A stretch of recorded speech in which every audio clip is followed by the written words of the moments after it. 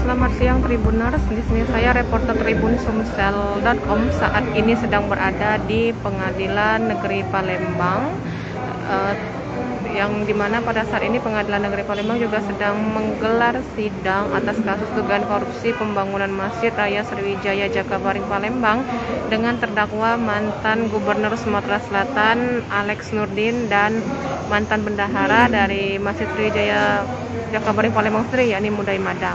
Dan sampai saat ini pun sidang masih berlangsung dengan agenda mendengarkan keterangan saksi Tribuners. Jadi bertempat di Pengadilan Negeri Palembang, sidang digelar secara virtual, di mana terdakwa tidak dihadirkan secara langsung, melainkan menyaksikan jalannya sidang melalui layar monitor yang berada di ruang sidang. Jadi sebentar lagi kita lihat seperti apa jalannya sidang ini, Tribuners.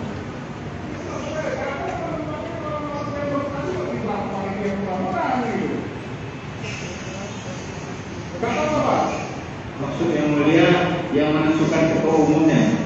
Bukan, panitia pembangunan tadi dulu. Siapa yang menentukan ketuanya?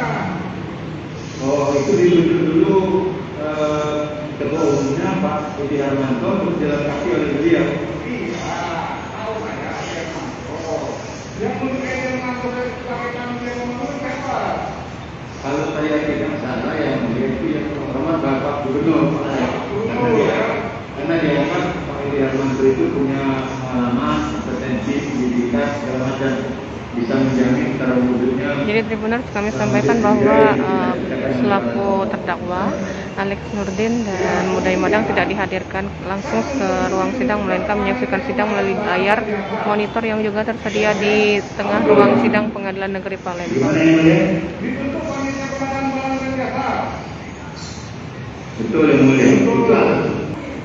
Dapat kami sampaikan Tribuners bahwa sidang dugaan korupsi yang menjerat mantan Gubernur Sumatera Selatan Alex Nurdin masih terus berlangsung, dan sejauh ini pemeriksaan masih dilakukan terhadap keterangan para saksi-saksi yang diduga mengetahui jalurnya dari kasus tersebut.